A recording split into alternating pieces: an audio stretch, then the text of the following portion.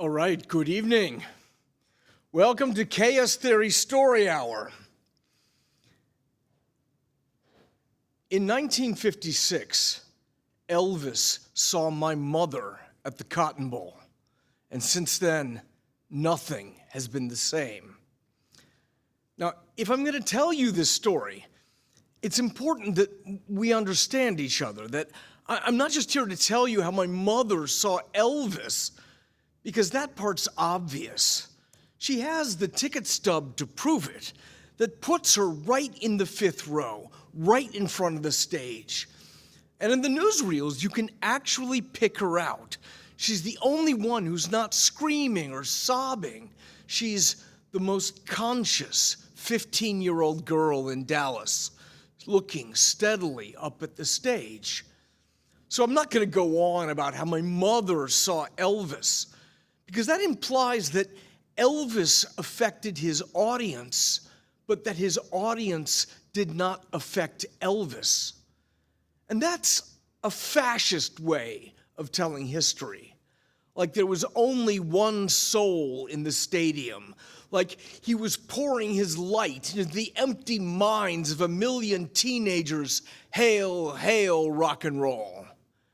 And I think too much of my mother. Hell, I think too much of Elvis to tell you a story like that. And besides, my mother is very specific about this. She swears as devoutly as she swears anything that at the end of the first song of the first set, "Don't Be Cruel," right when he goes into the bridge, into the final refrain, "Baby, it's just you I'm thinking of, doot, doot, doot." At this moment, Elvis looked lost. He looked confused until, as if by magnetic force, he made direct, exclusive, soul-to-soul eye contact with my mother. Okay, and I know what you're thinking here. You're thinking that this is a self-centered story that my mother tells. Come on, I know you're thinking that. Well, so what? Fuck you! That's how people tell stories. You cannot give a consistent account of space, time, and dimension unless you explain where the observer is. Okay, I'll give you an example.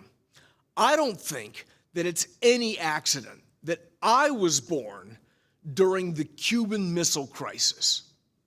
Think about it.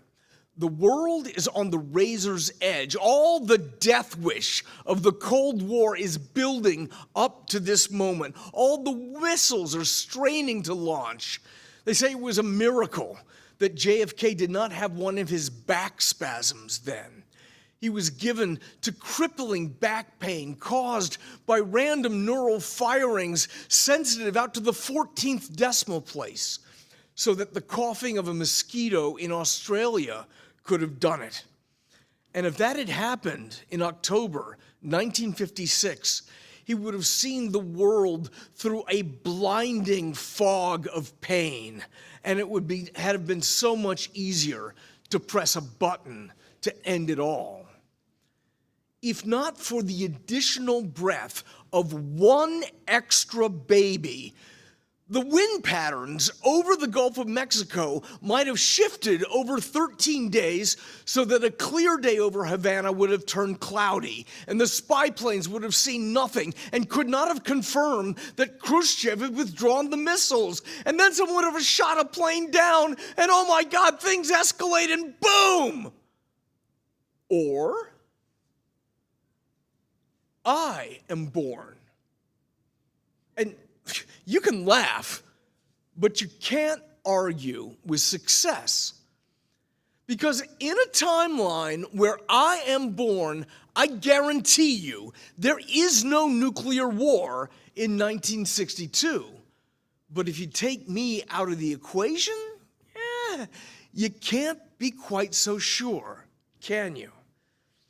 This is what physicists talk about as sensitive dependence on initial conditions, that the most infinitesimal differences in a starting position don't simply expand in parallel lines, they break out into completely radically different timelines along the attractor. Okay, I'll give you another example.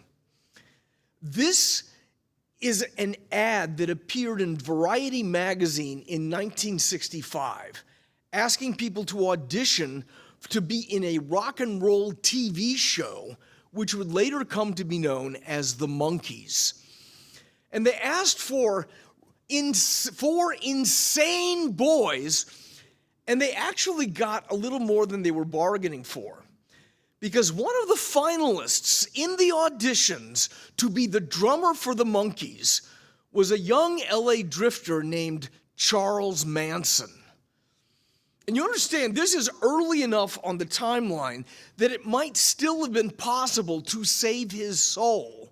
And just think of all the weight of history that was on that Hollywood pitch meeting. Do we go for that cotton candy Mickey Dolenz or this other guy with this weirder, darker energy, And if only they had made a braver choice, then maybe he wouldn't have started an insane murder cult. Maybe Sharon Tate would be alive today. And I'll tell you one thing, the Monkees would have been a much more interesting band. So all I'm saying is, my mother has a point about her and Elvis, that everyone will admit that the Cotton Bowl, October 11th, 1956, was the pivotal moment in Elvis Presley's career, because it was the first concert he ever played after he got humiliated by the high priests of television. Elvis's trip to New York to do network TV was his entry into Jerusalem, where he met Steve Allen as King Herod and Ed Sullivan as Pontius Pilate.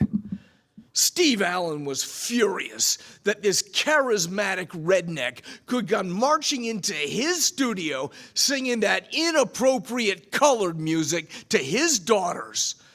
So he humiliated Elvis by making him sing Hound Dog to an actual basset hound.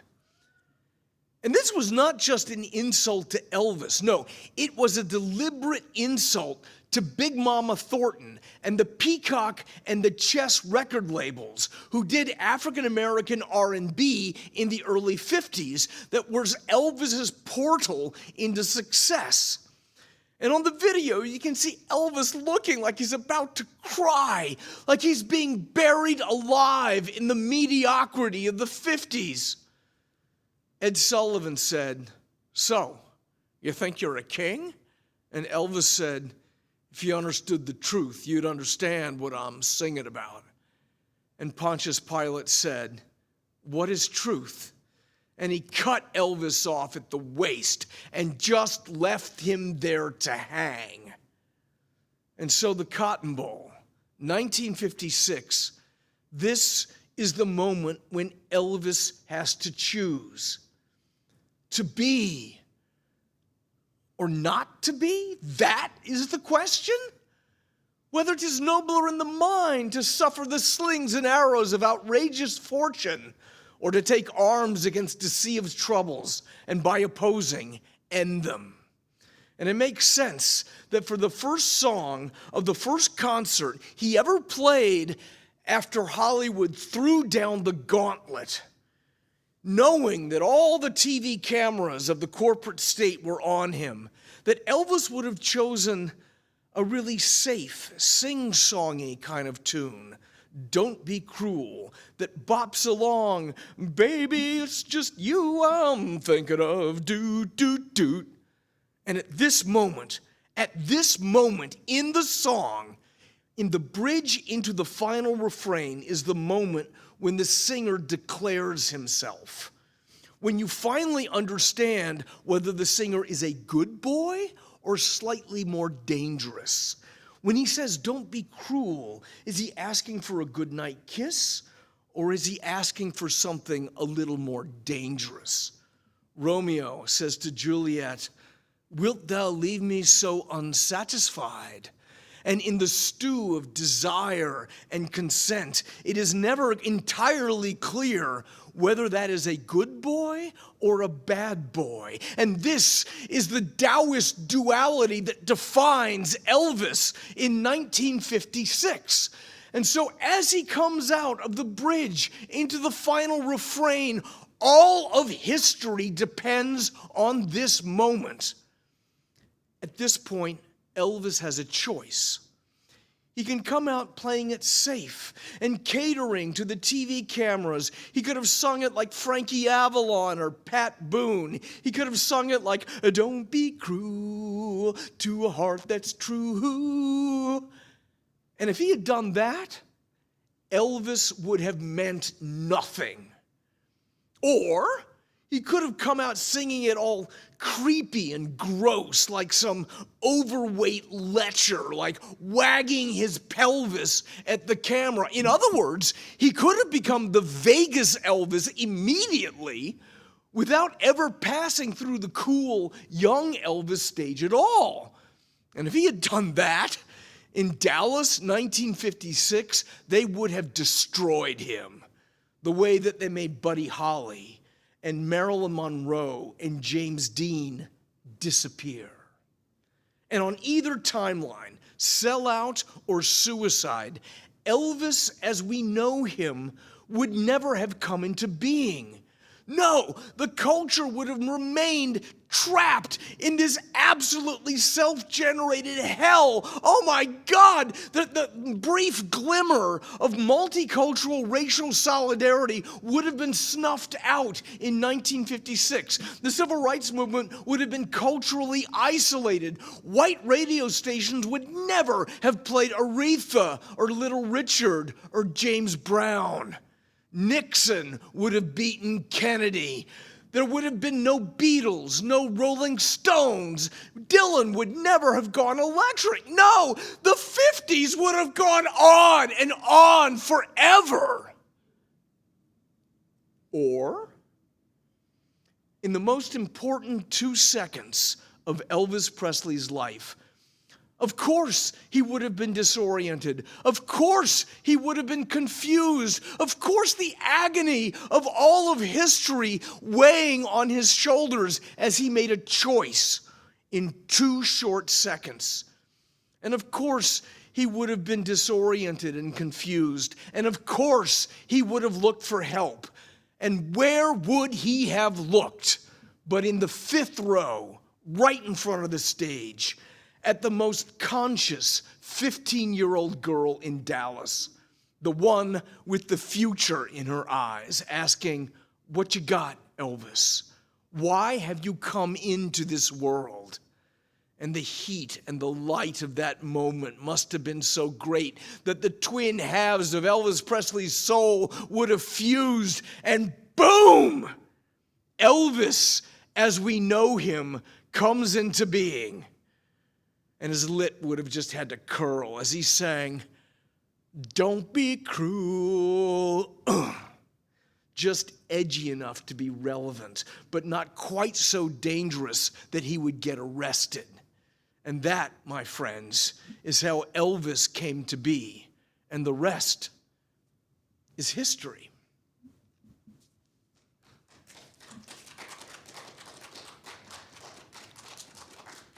Wow, it's like an ovation. Okay.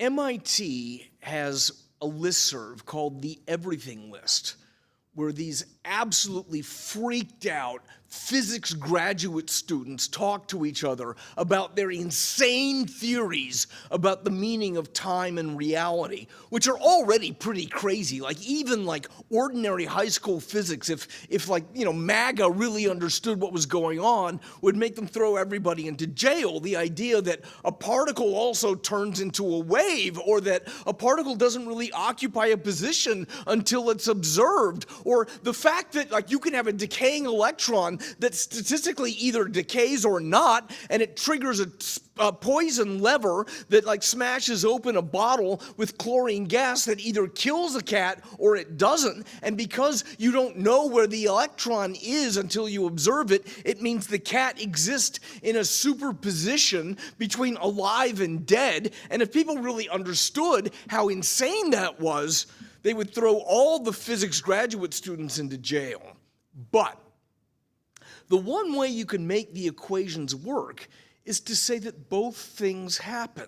That every time there is a statistically random event which could lead to different outcomes, both things happen. And the universe branches into a multiplying manifold of multiverses, which makes sense. It's just that in this particular frame of reference, we're just going down one of the infinite number of branches. So this guy on the multiverse, on the MIT everything list says, I'm going to guarantee that I win the lottery. And he explains how. I'm going to buy myself one Powerball ticket, and I'm going to enter the digits into a double pen register that is hooked up on the other side to something that receives the signal of what the actual lottery numbers are. And I'm going to set up this pen register to be the interrupter valve on a Dr. Kevorkian suicide machine, so that I will take a high dose of morphine that will send me into a blissful sleep, and there will be a potassium chloride mixture injected that will peacefully stop my heart in my sleep unless the exact digits of my Powerball ticket match up with the actual Powerball, which guarantees that I will wake up only in the timeline where I have won the Powerball. And everybody on the listserv is going, oh no, that's crazy, don't do that. Don't you understand? You're committing suicide in 999 million realities. And the guy goes, well, maybe from your frame of reference, but for me, it's just a question of editing. That I'm just choosing the path that I am going to go down. He's saying, look, I get to choose which door I walk through. And if I choose the door that I know has the big prize behind it, I'm not committing suicide. I am simply exercising rational choice. And he says, why would I want to live in any timeline where I haven't won the lottery? And everyone's going, no, don't do this. And you're going, you're just being selfish because you don't want to have to deal with my dead body in your reference frame, but that's not my problem. And so he did this and disappeared off the listserv. And no one heard from him and worried that in our frame of reference, he's dead in some attic hooked up to a suicide machine with a losing lottery ticket until he shows up 6 months later, a little bit sheepishly on the everything listserv. And people are saying, hey, did you win the lottery? And he goes, no, I didn't. They go, whoa, what? You chickened out? You don't believe in the many worlds interpretation? And he says, no, I still do. It's just that, a week before I was going to do it, I met this girl.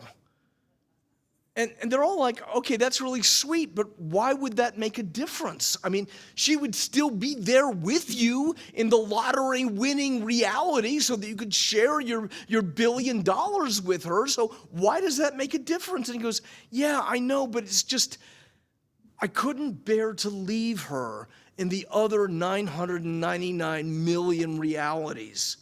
And this is how a guy on the everything list that really did believe in the Schrödinger interpretation of the many worlds analysis decided that he was going to love her in every possible reality.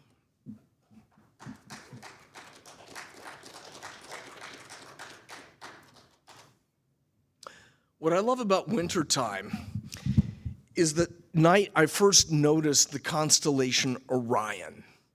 Because let's face it, Orion is the most kick-ass constellation in the sky. Like, seriously, like with that, the perfect composition with the red on the left, on the left top, and the blue rigel in the foot on the right bottom, and the perfect composition of the belt and the sword, and oh my God! If you had a juried modern art competition and entered all the constellations, I mean, there wouldn't be a lot of competition. Like, it would be like 4-year-old finger painting for everything else. Like, oh, look, it's a crab. Oh, that's really good, Billy. Like, oh, even more lame is like there's actually a constellation where you can only pick out 3 stars, and they go, behold, the triangle. Which is kind of pathetic, okay? So as you're going across the booths in the high school science fair and you come across the hunter, I'm sorry, there is no question who's getting that art prize. You know, like so many constellations, like the viewer has to do all the work. It's just a mess of randomness, and you like connect the dots and go, okay, we'll call that a dragon. No, it's not. It's not a dragon. It's just a random mess. And this is just propaganda. But Orion does not need any help. Orion is absolutely beautiful. Okay. Honorable mention goes to the Big Dipper, which is not only looks like something, but it's useful because the top 2 stars in the Dipper point straight to the North Star. And this is really important. It is really important that our planet has a recognizable constellation circling the North Pole, because it means that navigation becomes possible much earlier than it would be on a planet where you have a confusing mess of nothing by there, which means that like Polynesians and Phoenicians are actually able to navigate at night because they have a signpost.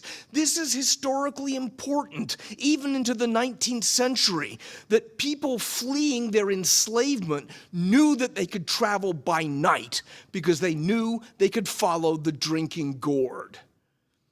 But Orion isn't just useful.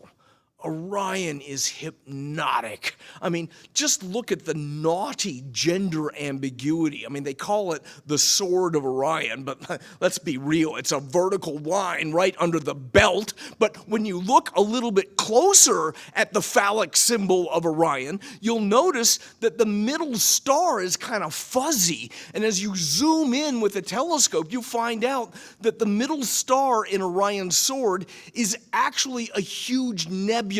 A gas cloud that is continually giving birth to new stars, which means that quite literally there is a womb embedded in the middle of Orion's penis. And what does that mean, Dr. Freud? Now, there are those who will say that there is a designer god that put all these stars in place. But come on, we all know that's bullshit already. Like, we all know that, like, the Southern Cross in the Southern Hemisphere, people in Europe had never seen it until Magellan started to sail south of the equator. And when he gets there, he goes, behold, a cross, proof that God has endorsed Christianity. And it goes on where they go, oh, look, like, draw the lines, and, oh, we've got a flag based on it. Come on. That's bullshit. We all know that the alignment of the stars is just random, and we draw the lines, and it just so happens that in our sky there is a Picasso. And this is sort of specific to our time period, because all these stars are floating around in the arm of the Milky Way, and it really wasn't that long ago that Orion was not in that position, and in a few million years it will disappear off into the random fog of the galaxy. And this is true for the Big Dipper, that the Big Dipper only happened to come into alignment at about the time that human beings needed it for navigation. And the picture of an upright biped only managed to pivot into position at the very moment that our simian ancestors started to look up. And it's then that they see a picture of an upright biped who uses tools. And maybe this is an accident, or maybe I'm just talking in circles, because so much of science is based on the sheer existential miracle that we are here to see it. This is the anthropic theory of physics that says that you can explain 99% of all physical laws from the mere fact that we are here to see it.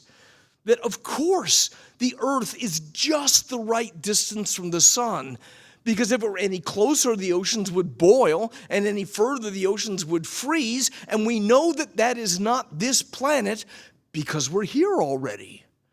We know that the value of Planck's constant, which ends up dictating the atomic weight of carbon, is exactly what it is, because if it were any less or any more, the stars would never have formed and we would not be here. But we know that that is the constant because we're here already. And we know that the galaxies are traveling away from the Big Bang at just the right speed, because if they went too fast, it would all be heat death. If they went too slow, they would collapse back into a huge crunch. But we know that they're traveling at just the right speed because we're here already. So this is what I'm saying about Orion, that maybe it's totally random. Maybe it just so happens that there's this picture of an upright biped on the wall of our cave. And maybe there are billions of other planets where this is a confusing mess of nothing up in the sky, but those are the unlucky planets where no one ever got the idea to stand up and use tools. So random or not, this is the thing that made us stand up. This is the image that changed us. And that, my friends, is what art is supposed to do.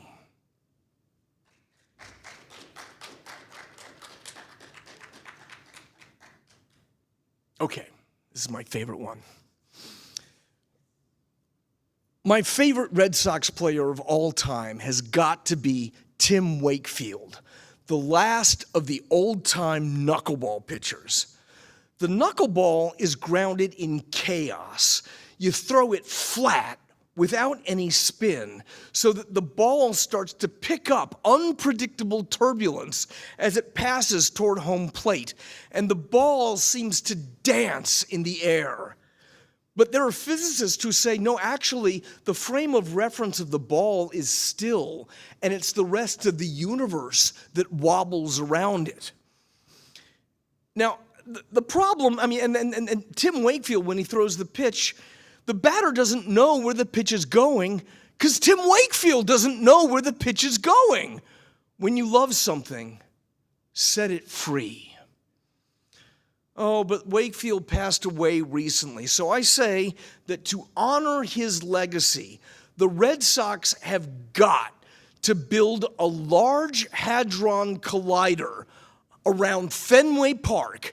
That what they've got to do, I realize they're going to have to dig out for 17 miles under the city, and they have to spend $10 billion, but we're already doing that. You know, that a huge tunnel system that costs billions of dollars, that's taken 20 years to finish. Man, if you just had like a particle accelerator tube running down the middle of Storrow Drive, who's going to know the difference? Nobody. That's right. Okay, and when we have home games, we are going to run billions of supercharged positrons around the track until they accelerate all the way out to light speed. And we're going to run them through modified radar guns at opposite sides of the infield so that we are going to create an invisible popcorn cloud of subatomic collisions right between the pitcher's mound and home plate. And this is going to have some interesting effects on the space-time continuum. Because many physicists say that what we are doing with these subatomic collisions is that we are tearing the velocity fields of space-time apart. In fact, what we are doing is creating miniature momentary black holes that are turning the structure of space-time into Swiss cheese. And that, my friends, is an environment a knuckleball pitcher can work with. So when our pitching staff comes out throwing past the event horizon into like a complete like subatomic stew of muons and leptons and quarks, oh my! If we can create recreate the conditions of cosmic inflation, the first nanoseconds of the Big Bang in front of the strike zone, then whoa, Nelly, you're going to see some funky movement on that pitch. I mean, unpredictable lateral breaks, like sudden vertical drops. That ball is going to be unhittable. And the Red Sox pitching staff will honor the memory of Master Wakefield, that like Shiva, they will become as death, like destroyer of worlds. They will throw many worlds of dancing fire past every lineup in the American League.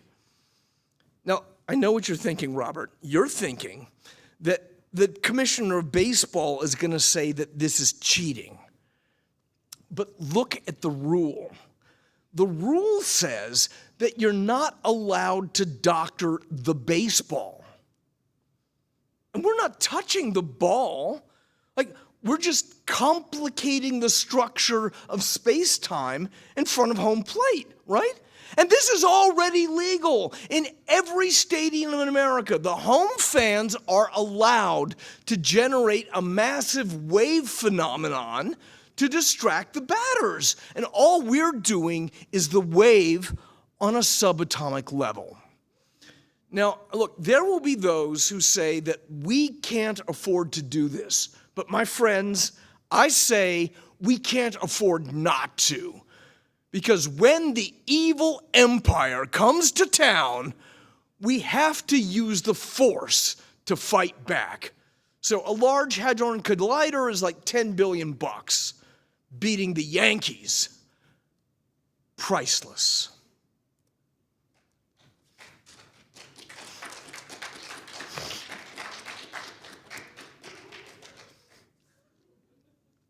Okay, so fun fact, I'm a lawyer. And in 2006, I see a news story about some dude, some guy named Walter Wagner in Hawaii, that is filing a lawsuit to stop the U.S. Department of Energy from helping to fund the Large Hadron Collider in Switzerland. And he is completely freaked out. He's coming into court with like a temporary restraining order application saying, oh my God, the CERN is going to be generating tiny black holes that will accumulate, and once they reach a critical mass, it's going to suck the entire world down into the size of a golf ball. Help, help! And I wasn't really bothered about this until the Bush administration came in saying, oh no, these do-gooder environmentalist lawsuits don't belong in court. And you had like the Justice Department and the young Bill Barr showing up saying, oh no, you don't have standing, because they're playing into this argument that the right-wingers like Scalia and now Alito and Thomas and Gorsuch are all over, that they say, oh, yeah, do-gooders don't get to invoke environmental laws for things that don't affect them any more than anybody else in the world. So you can't file a lawsuit saying, it hurts my heart that the mandrill baboon in New Guinea is going extinct because you don't have standing. And what they said in court against this guy is, you're just a do-gooder environmentalist. You can't claim to be harmed any differently than anybody else in the world by the collapse of our planet into a golf ball. Therefore, you don't have standing. And this started to get me a little more worried about the case.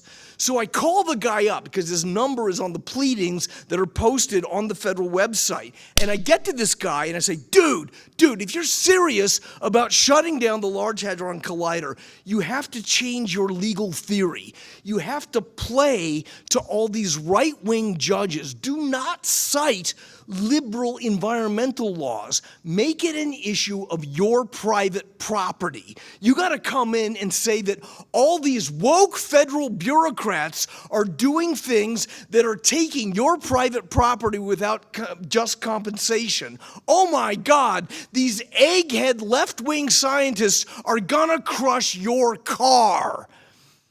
And he says to me, well, I'm not gonna do that because I don't think anyone would take that seriously. And then I thought, oh my God, this is the way the world ends. This is the way the world ends. Not with a bang, but with an act of legal malpractice. Okay, more fun quantum lawyer stories. In 2016, I was representing a bunch of union members who sat down in the middle of Harvard Square for 5 minutes and got arrested because it was like performance art at the beginning of a strike. And what they did is they put us at the end of the calendar call in Middlesex District Court. We only had to pay like a $150 fine, but we had to wait for 3 hours as all the earlier cases of like DUIs and domestic violence and stuff like that got called. And in line ahead of this was Commonwealth versus Ishikawa. And we're in the audience finding out what this is about. And it turns out that this guy got arrested by the MIT campus police for trespass and disorderly conduct because he busted up a public lecture by some MIT professor talking about quantum computing, screaming that this guy was going to cause the rise of the sentient machines. He's basically saying that this MIT professor is going to inaugurate Skynet, which will cause the malicious, activated sentient robots to come exterminate us all. And he's standing there before the Middlesex district judge, and he's saying like, well, look, I mean, yeah, they had to call security on me, but I had my reasons, Your Honor. And in one hand, he's got a stack of papers that are printouts that say that this was a public lecture to which the public is invited, which is a pretty good argument. It's like a First Amendment thing. Like, hey, like if you're gonna invite the public, you can't complain if they don't like what the speaker is saying, right? But in the other hand, he's got his 5,000-page physics dissertation that he demands that the judge read. And he goes, you gotta understand, Your Honor, that like if you do the algorithms correctly in the way that this guy is talking about quantum computing, it's gonna cause a completely unregulated explosion in strong AI. And the judge is going, looking at his calendar, is going, I don't really have time for this, I'm sorry. And the guy's going, no, you have to have time for it because I have a defense that I am acting with justification.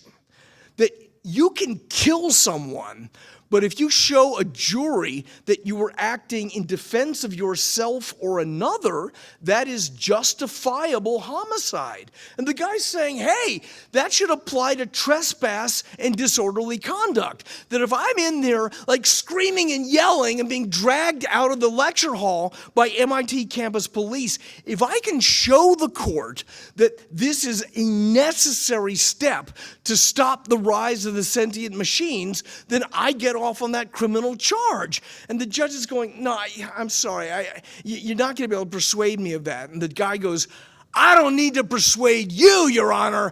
I want a jury trial. And he's going, yeah, I want 12 of my peers so I can lecture to them for 5 months about the meaning of strong AI. And the judge is going, oh, hey, prosecutors, how about we treat this as a mental health consult? And they bring in like the courtroom marshals to say, look, the charges are gonna be dropped and you're gonna go to a very happy place now. And he's screaming and yelling as being dragged from the courtroom going, no, you can't drop the charges. I want a jury trial. And all the union members look at me and they go, that's my kind of civil disobedience.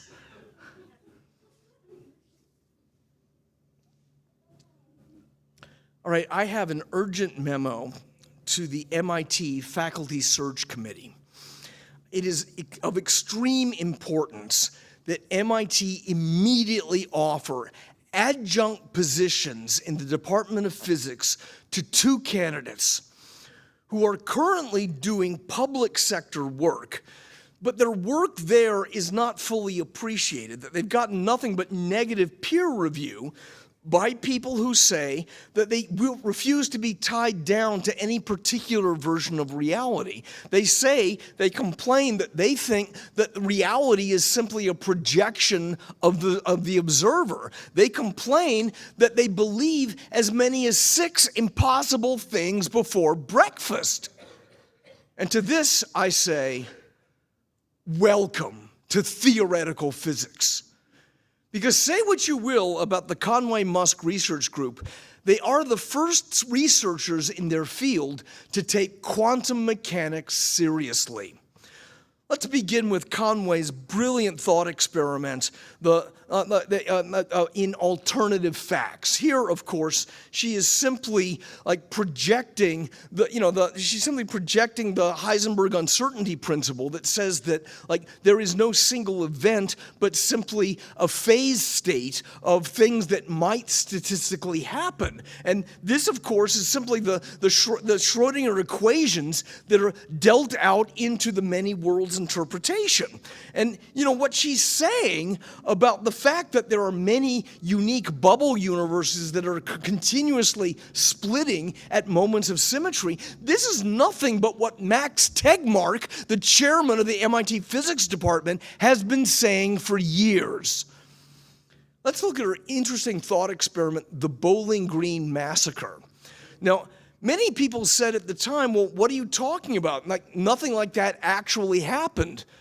But didn't actually happen is not a problem for quantum mechanics, because something that could have happened in one of a trillion possible scenarios ends up being a factor on the eigenvalues of, as you do the equation, which means that what you end up looking at is simply the sum of all possible realities, across the equation. So the eigenvalues are always contained within the overall functional operator F, which is another way of saying that superposition means never having to say you're sorry.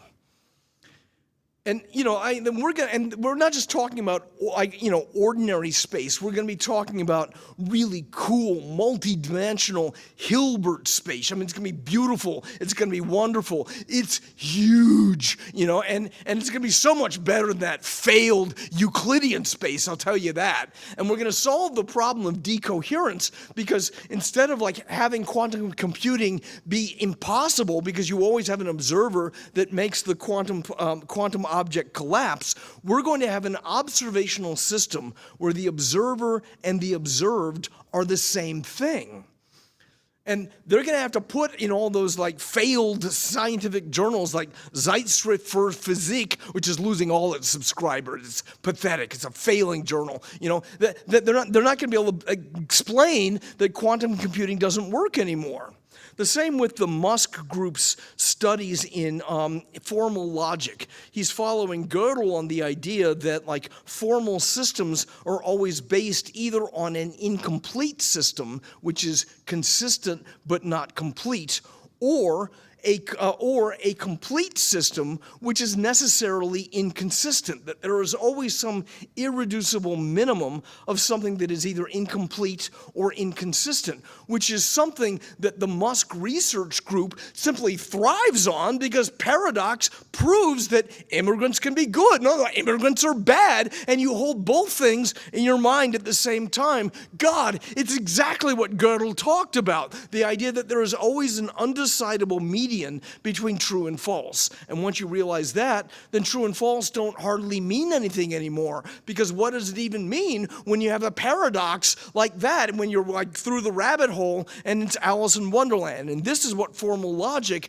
has been talking about forever, that in an incomplete logical system, you never ever escape. You are always diving down the fractal rabbit hole without ever achieving any real grounding in reality.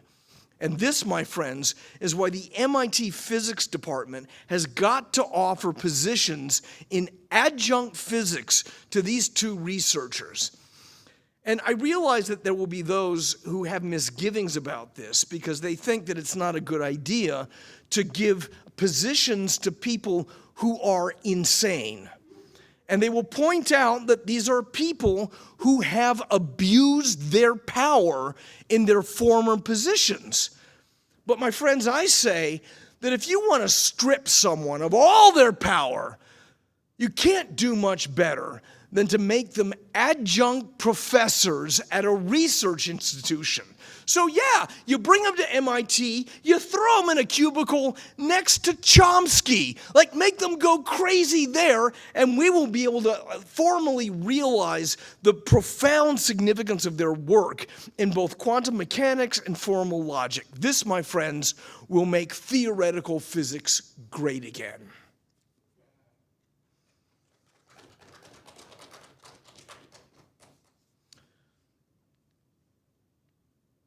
Now, Karl Marx did not invent the idea that a rich oligarchy oppresses the poor. He did not invent the idea that the common people should rise up and seize political power and oust their oligarchical oppressors to create a new, more human society. Marx did not invent that. That's anarchists like Emma Goldman, that's Tom Paine, that's Spartacus, that's Harriet Tubman, Robert Burns, Mary Wollstonecraft, James Connolly, Toussaint Louverture, Frederick Douglass, Mahatma Gandhi, the English Peasant Revolt, the United Auto Workers. None of these people had to read some 900-page book in German to explain to them what they are doing.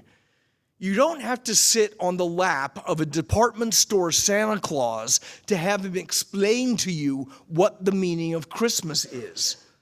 But the thing that distinguishes Marxism is this insanely confident idea that history is determined, that the cycle from tribalism and hunter-gathering into slave society, into feudalism, into bourgeois capitalism, into socialism, and on up to communism is completely determined, that it's the result of massive galactic forces that transcend human will, and that all what we are doing from the inside is auditioning for the leading roles in a play that has already been written. And this is why Marxism really isn't all that different from medieval Catholicism. That the victory has already been won. The saints are already awaiting us in heaven. And from the inside, we are simply marching our way up Jacob's ladder. Now, this suggests that history is a game a lot like Candyland. And you'll notice the weird thing about Candyland, as opposed to poker, is that in Candyland, there is absolutely no provision for human agency, which is why I kind of don't like that they teach kids this as their first game, because it teaches them that they have no control over reality. You are simply turning over the cards and moving your piece the way the cards tell you. So the entire history of the game is already contained in the stack of cards, and you're simply turning them over as you go along. And there's something comforting in this for historical determinists, like the Catholics or the Marxists, that this idea that we're all on the train on the way to like Gumdrop Junction, and there's absolutely no getting off the train, and we're going to make our way to the classless society in paradise, but there is no branching of the track. It is a single route, and we're just along for the ride. And this is where the idea of Marxism really is not very radical. It's actually a very conservative idea that does nothing to improve on medieval theology. But I suggest that the more interesting metaphor is poker. Poker began as a form of fortune-telling.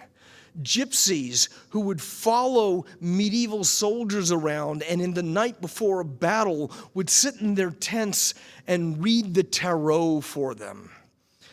And as they told each soldier's fortune, the soldier would then sit down with his comrades and decide how much he was going to shove into a life insurance pot And if you knew that you were going to survive, you'd push all your money in to make everybody else pay into the pot, knowing that you were fated to win. But something interesting starts happening. Because each soldier knows their fate only privately, they could actually switch fates, like Hamlet and Rosencrantz and Guildenstern, just switching the timelines, where you could actually bluff your way past certain death as long as you pretended that that wasn't your truth. And this is where bluffing enters the game, where medieval soldiers stop looking at the cards and start looking into each other's eyes. They become each other's fortune tellers, which means the truth of the game is only partly determined by what cards you're dealt. It comes down to how much you project your fantasies on the top of your opponents. And this is where the game starts to get really interesting, because you are no longer looking at the cards as like a Marxist determinist fate. You are looking at them as the basis for a stare down against the opposition. And my friends, this is why Marxist-Leninists are really, really bad poker players, because they are infected with the one trait that is fatal to a poker player, which is the belief that the future is written, and therefore it's obvious that because the dialectical materialist prophecy told you that you would end up prevailing, that you just march on ahead and like that won't be a problem. And they feel so proud of themselves that they discovered that the name of the game is class struggle. Well, good morning, but just because you know the name of the game doesn't mean you're any good at playing it. So what ends up happening is they figure, all we need is a great helmsman to stare us down straight the middle and avoid the left deviation of the Gumdrop Palace and avoid Queen Faustine and the right deviation, and if we just keep going down the straight and narrow, we'll get there, said Stalin and Jimmy Swaggart. But this makes them really bad poker players, because they're always convinced that the fates are ultimately on their side. They're like Macbeth, feeling like, yeah, they told me I was going to be the king. Let's go all in. And even when you're drawing to an inside straight. And it also means that you become very predictable, that the bourgeoisie knows what hand you've got. And when you've got a good hand and you're nice and strong, they'll give you some sort of like bullshit like social welfare state, figuring they'll just fold and cut their losses because they know that you've got a good hand. But when you're disorganized and weak, boy, do they know it. And that's when they go all in. Yeah, read 'em and weep, you punks.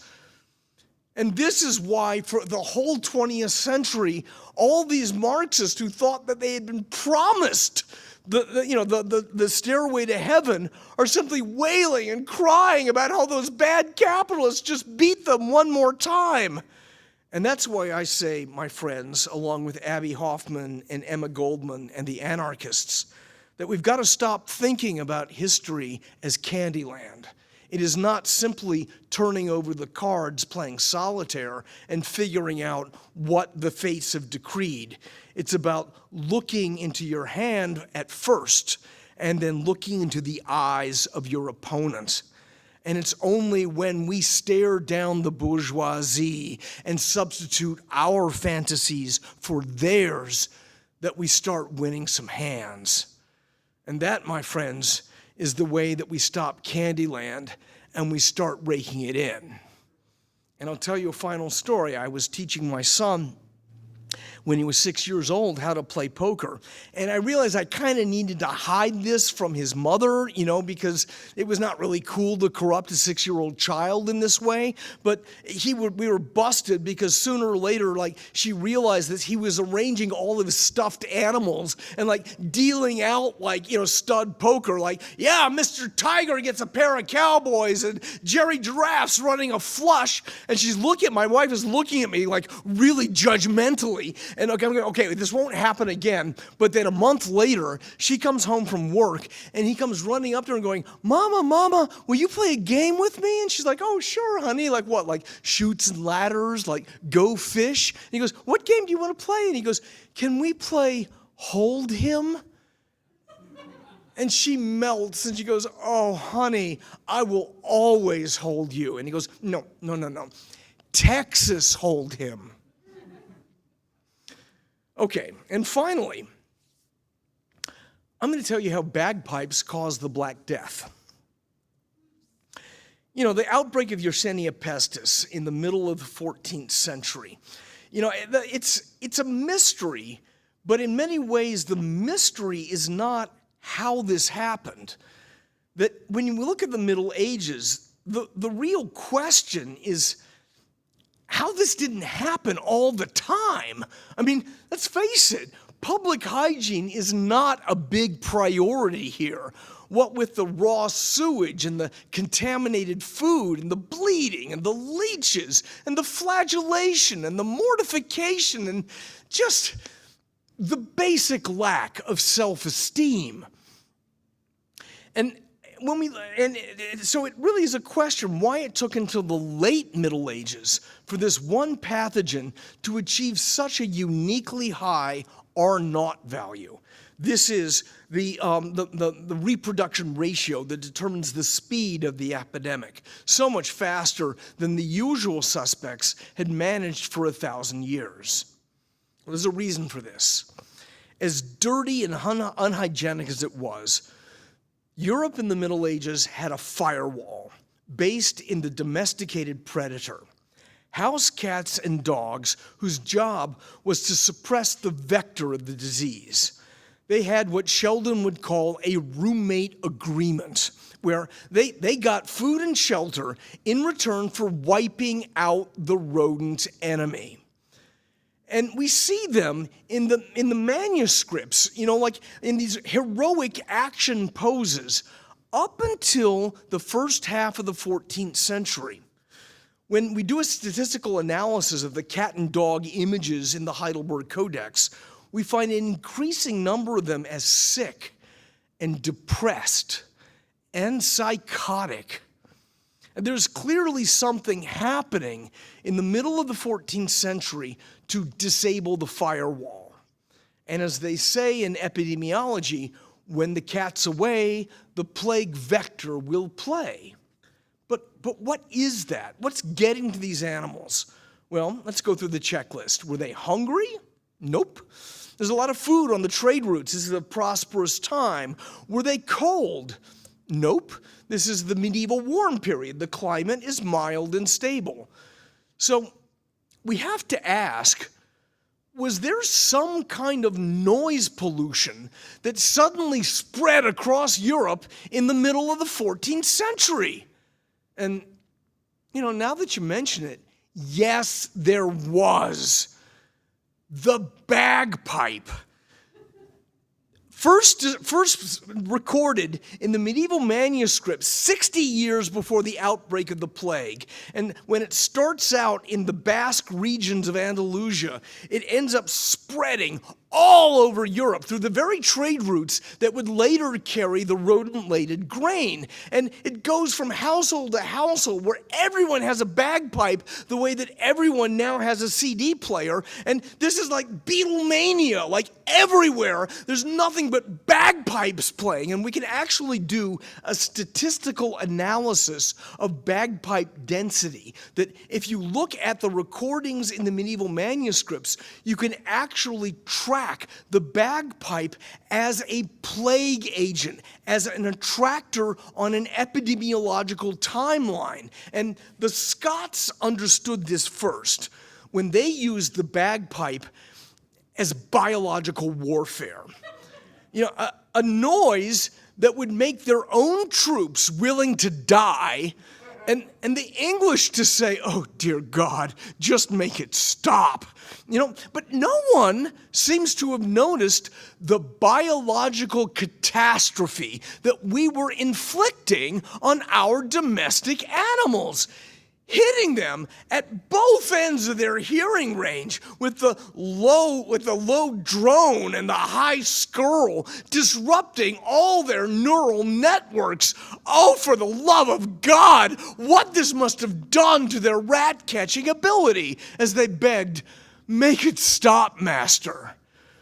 But the Europeans of the 14th century had become the worst roommates ever, as they blasted their noisy rock and roll at all hours, terrifying their symbiotic allies. And it went on and on until the animals surely were just curled up under the table in post-traumatic distress. And when the people started to come home with these mysterious flea bites, well, you think these animals are going to lift a paw to help them?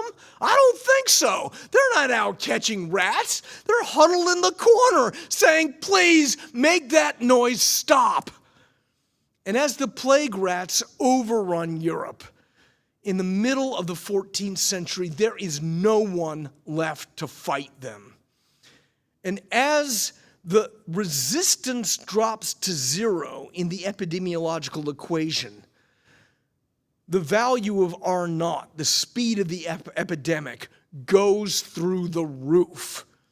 And the Europeans of the 14th century had no one to blame but themselves, because they paid a heavy price for their rock and roll, because now it is so obvious that it was the bagpipes that caused the Black Death.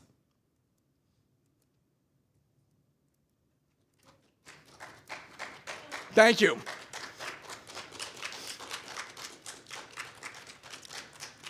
There we are. Thanks for coming.